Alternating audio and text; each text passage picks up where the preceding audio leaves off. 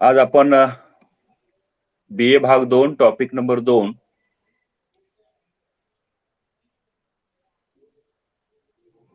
बघत आहोत.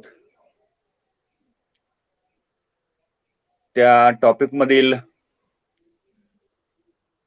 व्याख्या, स्वरूप, व्याप्ती आणि त्याचे स्कोप, ज्याला आपण व्याप्ती म्हणतो, हा भाग बघितलेला आहे. या तासाला आपण त्या पुढचा भाग आणि अतिशय महत्वाचा भाग बघणार आहोत. आणि त्या मुद्द्याचं नाव आहे मृदा भूगोलाचं महत्व, अर्थात इम्पॉर्टन्स ऑफ सॉइल जिओग्राफी. मृदा भूगोलाचे महत्व बघत असताना आपण अनेक व्याख्या बघितल्या, मृदा भूगोलाचं स्वरूप बघितलं आणि त्याची व्याप्ती सुद्धा बघितली. या तीन मुद्द्याच्या आधारे मृदा भूगोलाचं महत्व या मुद्द्याच्या आधारे आपल्या लक्षात येतं. आणि म्हणून मृदा भूगोलाचा अभ्यास करत असताना या मृदा भूगोलामध्ये शेतीचा, अर्थात मातीचा अभ्यास खूप महत्वाचा आहे. आणि मग या पृथ्वीवरच्या सजीव सृष्टीचा आपण विचार करायला गेलो तर त्या सजीव सृष्टीच्या मुळाशी कोणते घटक आहेत, तर त्याचं उत्तर आपल्याला देता येतं. आणि ते मुळाशी घटक असणारे म्हणजे शेती किंवा माती, मृदा. आणि त्या मृदा भूगोलाचा, मृदेचा अभ्यास मृदाशास्त्र किंवा पेडॉलॉजी या शास्त्रामध्ये होतो, मृदा भूगोलामध्ये होतो. आणि त्या दृष्टीनं मृदा भूगोलाचं महत्व हे अनन्य साधारण आहे, हे आपल्याला लक्षात येतं. एक एक मुद्द्याच्या आधारे आपण तो भाग बघू. सर्वच सजीवांच्या दृष्टीने मृदा अतिशय महत्वाची आहे. पृथ्वीवरील जमीन, पाणी, हवामान या तीन घटकांचा सर्व घटकांच्यावरती प्रभाव असतो. आणि या तीन घटकांचं महत्व हे खूप मोठं असलेलं आपल्याला दिसतं, योगदान खूप मोठं असलेलं आपल्याला दिसून येतं. आणि म्हणून या तीन घटकांचा विचार करता मृदा भूगोलाचं महत्व बघत असताना पहिला जो घटक आहे तो म्हणजे कृषी व्यवसायाच्या दृष्टीने मृदा भूगोलाचे महत्व. यापूर्वी आपण बघितलेलं आहे, पाहिलेलं आहे, ऐकलेलं आहे की शेती खूप महत्वाची आहे. जगातील सजीवांना पोसण्याचं काम ही शेती करत असते. लोकसंख्येचा विचार करायला गेलो तर ह्या लोकसंख्येला पोसण्याचं, अन्नधान्य पुरवठा करण्याचं काम ही शेती नियमितपणे, अव्याहतपणे करत असते. आणि ही शेती मृदेवरती अवलंबून असते. मग या शेतीच्या संदर्भामध्ये भूप्रश्न असेल, हवामान असेल, जमिनीवर ही अवलंबून असते. आणि म्हणून या जमिनी मृदेनं युक्त असतात आणि ह्या मृदेला अनन्य साधारण असं महत्व असतं. आणि म्हणून मृदेवरती शेती अवलंबून आहे. मृदेच्या प्रकारावरती वेगवेगळे पिके ठरत असतात, वेगवेगळे पिकांचे प्रकार पडतात. आणि म्हणून ज्या भागामध्ये जशा प्रकारची मृदा आहे त्या मृदेच्या संदर्भामध्ये तिथं पीक पद्धती अवलंबून असते. जसं की कोकणामध्ये भात शेती होते, तांबड्या स्वरूपाच्या जमिनीमध्ये. काळ्या कसदर रेगूर जमिनीमध्ये कापसाचं उत्पादन होतं. म्हणजे ज्या प्रदेशावरती हवामानाचा, भूपृष्ठाचा, उंचीचा प्रभाव पडतो त्या पद्धतीनं माती उदयास येते. त्या मातीच्या निसर्गानुसार, मातीच्या स्वरूपानुसार तिथं पीक पद्धती निर्माण होते. आणि म्हणून पर्वतीय प्रदेशामध्ये हे कमी उत्पादन आपल्याला मिळतं आणि मैदानी प्रदेशामध्ये हे उत्पादन वाढलेलं आपल्याला दिसतं, उत्पादकता वाढलेली आपल्याला दिसून येते. आणि म्हणून मृदा भूगोल अभ्यासामध्ये या शेतीच्या आणि मातीच्या लहान लहान गोष्टींचा सखोल अभ्यास होतो आणि म्हणून शेतीच्या, मातीच्या, इथल्या जीवावरणाच्या, लोकसंख्येच्या, अन्न वस्त्र निवारा ह्या गरजा भागवण्याच्या दृष्टिकोनातून मृदा भूगोलाचं महत्व हे अनन्य साधारण असलेलं आपल्याला दिसून येतं. म्हणजे कृषी व्यवसायाच्या दृष्टिकोनातून मृदा भूगोलाचं महत्व हे खूप व्यापक आणि मोठं असलेलं आपल्याला दिसून येतं. दुसरा मुद्दा असा आहे की कृषी उद्योगाच्या दृष्टिकोनातून मृदा भूगोलाचं महत्व काय आहे. कोणताही उद्योग स्थापन करायचा असेल तर त्या उद्योगाच्या स्थानिकीकरणाचे घटक ज्या प्रदेशामध्ये अनुकूल स्वरूपाचे आहेत तिथंच तो उद्योग स्थापन होतो. म्हणजे सुपीक प्रदेशातच कृषी उत्पादन अनुकूल हवामान असेल तरच तिथं कृषी उद्योगधंद्यांची स्थापना होते. म्हणजे जो उद्योगधंदा स्थापन करायचा आहे त्या उद्योगधंद्याशी संबंधित माल किंवा उत्पादन, कच्च्या मालाचं उत्पादन त्या कृषी क्षेत्रामध्ये जर होत असेल तर त्या भागामध्येच त्या कृषी मालावर आधारित असे उद्योगधंदे निर्माण होतात. उदाहरणार्थ ऊस क्षेत्रामध्ये साखर कारखाने निर्माण होतात. कापूस उत्पादक प्रदेशामध्ये अनेक कापडाच्या गिरण्या निर्माण होतात, मिल्स तयार होतात. कृषी उद्योगाच्या दृष्टिकोनातून या मृदा भूगोलाचं महत्व हे अनन्य साधारण असलेलं आपल्याला पाहायला मिळतं. आणि म्हणून ज्यावेळी आपण शेतीशी संबंधित अनेक उद्योगांचा किंवा उद्योगधंद्यांचा विचार करतो त्यावेळी या मातीमध्ये, त्या शेतीमध्ये जो उत्पादित माल होणार आहे त्याच्यावर आधारितच तो उद्योगधंदा स्थापन होताना आपल्याला पाहायला मिळतो. आणि म्हणून कृषी उद्योगधंद्याच्या दृष्टिकोनातून मृदा भूगोलाचं महत्व हे अनन्य साधारण आहे. कारण मृदा भूगोल त्या उद्योगधंद्यासाठी आवश्यक असणारी पार्श्वभूमी, आवश्यक असणारे स्थानिकीकरणाचे घटक याचं विवेचन या भूगोलामध्ये केलं जातं. आणि म्हणून त्या दृष्टीने मृदा भूगोलाचं महत्व हे अनन्य साधारण आहे हे आपल्याला जाणवतं. त्याच्यानंतर तिसरा मुद्दा आहे कृषी बाजारपेठांच्या दृष्टीने. आता कृषी बाजारपेठा कुठे निर्माण होतात, त्या बाजारपेठा निर्माण होण्यासाठी आवश्यक असणारी परिस्थिती कोणती आहे हे आपल्याला पाहावं लागेल.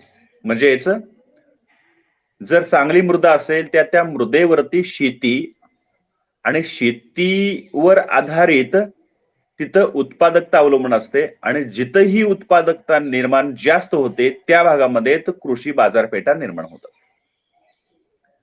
एखाद्या ठिकाणी उत्पादकता जास्त होत नाही अशा प्रकारची शेती असेल, तिथं मृदा असेल तर तिथं शेतीवर आधारित असलेल्या बाजारपेठा निर्माण होणार नाहीत. आणि म्हणून ज्या प्रदेशामध्ये शेतीचा विकास झालेला आहे, ज्या प्रदेशामध्ये चांगली मृदा विकसित झालेली आहे, कसदार आहे, तिच्यामध्ये उत्पादकता जास्त आहे, अशा शेतीच्या क्षेत्राच्या जवळपासच या शेतीशी संबंधित कृषी बाजारपेठा किंवा शेती बाजारपेठा निर्माण होतात. उदाहरण जर आपल्याला बघायचं झालं तर विदर्भामध्ये कापसाचं उत्पादन मोठ्या पद्धतीनं होतं आणि म्हणून तिथं कापसाची बाजारपेठ निर्माण झालेली आहे. नाशिक क्षेत्रामध्ये कांद्याची बाजारपेठ निर्माण झालेली आहे. आपल्या सांगली जिल्ह्यामध्ये हळदीचं उत्पादन झाल्यामुळं सांगलीमध्ये हळदीच्या बाजारपेठा निर्माण झालेल्या आहेत. कोल्हापूरमध्ये गुळाची बाजारपेठ ही प्रसिद्ध असलेली आपल्याला पाहायला मिळते. इतकेच नव्हे तर निप्पाणीमध्ये तंबाखूचं केंद्र म्हणून ओळखलेलं जातं, म्हणजे तंबाखूच्या बाजारपेठा निर्माण झालेल्या दिसून येतात. म्हणजे ज्या शेतीच्या मृदेमध्ये तिथं ज्या ज्या प्रकारची पिकं मोठ्या पद्धतीने तयार होतात किंवा उत्पादकता त्या भागामध्ये वाढलेली दिसून येते, अशा प्रदेशामध्ये त्या पिकाला अनुसरून तिथं तशा प्रकारची बाजारपेठ निर्माण होताना दिसते. हा सर्व अभ्यास मृदा भूगोलाच्या अभ्यासामध्ये मोडतो आणि म्हणून मृदा भूगोलाचं महत्व हे अनन्य साधारण आहे. कृषी बाजारपेठेच्या दृष्टिकोनातून खूप महत्वाचं असलेलं आपल्याला पाहायला मिळतं. त्याच्यानंतर चौथा मुद्दा आहे माल वाहतुकीच्या दृष्टीने मृदा भूगोलाचं महत्व. आता माल वाहतुकीच्या दृष्टिकोनातून याचा अर्थ वाहतुकीच्या दृष्टिकोनातून या मृदा भूगोलाचं महत्व काय आहे हे आपल्याला पाहावं लागेल. म्हणजे सर्वसाधारणपणे जिथं सुपीक जमीन आहे, जिथं मृदा अतिशय चांगली आहे, ती पिकाऊ आहे, अशा प्रदेशातच त्या पिकांचं मोठं उत्पादन होतं, अर्थात जास्त उत्पादन होतं. आणि म्हणून अशा प्रदेशामध्ये वाहतूक व्यवस्था सुधारते. तो जो कच्चा माल आहे तो बाजारपेठेपर्यंत नेण्यासाठी, इतर माल शेतीपर्यंत आणण्यासाठी तिथं वाहतूक व्यवस्था सुधारलेली आपल्याला पाहायला मिळते. आणि म्हणून बाजारपेठेला माल पोहोचवण्यासाठी आणि इतर शेतीशी संबंधित कामासाठी तिथं वाहतुकीच्या दृष्टिकोनातून वाहतूक व्यवस्था सुधारलेली आपल्याला पाहायला मिळते. आणि म्हणून मालवाहतुकीच्या दृष्टीने मृदा भूगोलाचं महत्व हे अनन्यसाधारण असलेलं आपल्याला पाहायला मिळते. या वाहतुकीचा आपण विचार करायला गेलो तर पर्वतीय प्रदेशामध्ये वाहतुकीचा फारसा विकास झालेला नसतो, याचा अर्थ तिथं शेतीचा फारसा विकास झालेला नसतो. पण मैदानी प्रदेशामध्ये एक तर जमीन चांगली असते, माती चांगली असते, उत्पादन चांगलं असतं आणि पर्यायानं माल वाहतुकीच्या दृष्टीनं वाहतुकीला महत्व असतं. आणि म्हणून वाहतूक व्यवस्था मैदानी प्रदेशामध्ये मोठ्या पद्धतीनं तयार झालेल्या आपल्याला पाहायला मिळतात. आणि म्हणून या मैदानी प्रदेशाच्या संदर्भामध्ये मालवाहतुकीच्या संदर्भामध्ये मृदा भूगोल हे अधिक दक्ष असतं आणि त्या संदर्भातली माहिती पोहोचवत असतं. आणि म्हणून मृदा भूगोलाचं महत्व त्या दृष्टीनंही जास्त असलेलं दिसून येतं. आणि 5वा मुद्दा आहे प्राचीन संस्कृतीच्या दृष्टिकोनातून मृदा भूगोलाचं महत्व काय आहे. आता प्राचीन संस्कृतीचा आपण जर इतिहास बघितला तर काही गोष्टी आपल्या लक्षात येतात की प्राचीन संस्कृतीचा जो उदय आहे किंवा विकास झालेला आहे तो विकास सुपीक जमिनीच्या प्रदेशामध्ये झालेला आहे. कारण जिथं सुपीक जमीन आहे आणि त्या सुपीक जमिनीला जोड म्हणून जर पाण्याची उपलब्धता आहे तर अशा पाण्याच्या आणि चांगल्या जमिनीच्या प्रदेशामध्येच अनेक संस्कृतीचा उदयही झालेला आणि विकासही झालेला आहे. त्याचे अनेक उदाहरणं आपल्याला पाहायला मिळतील. इजिप्शियन संस्कृती असेल, चिनी संस्कृती असेल किंवा भारतीय संस्कृती असेल, ह्या नद्यांच्या काठावरतीच यांचा विकास आणि उदय झालेला आपल्याला पाहायला मिळतो. आणि म्हणून वेगवेगळ्या संस्कृतीचा अभ्यास करताना तेथील शेती असेल, तेथील मृदा असेल, या अनुषंगानं करावा लागतो. तो विकास त्या संस्कृतीचा का झालेला आहे, कसा झालेला आहे, कोणत्या घटकांच्यामुळे झालेला आहे, हा भाग खूप बघणं महत्वाचं आहे. आणि आपण त्या संस्कृतीच्या अगदी सखोल अभ्यास करायला गेलो तर आपल्याला प्रकर्षानं काही गोष्टी जाणवतात.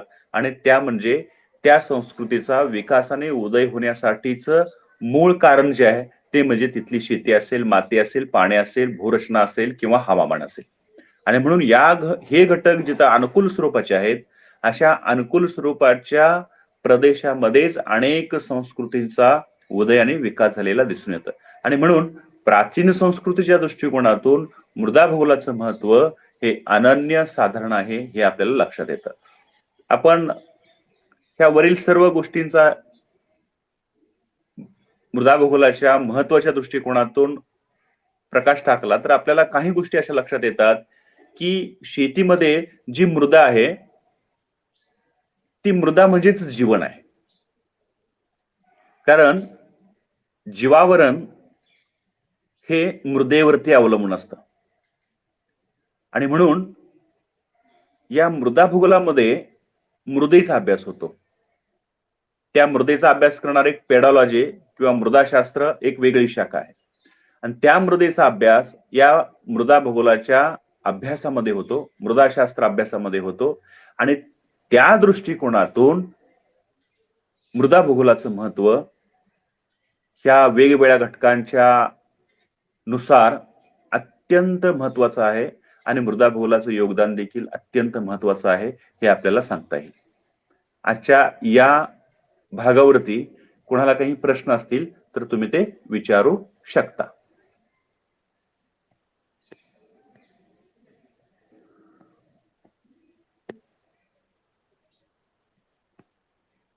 काही प्रश्न आहेत? प्रतिभा, कोमल, मयूर?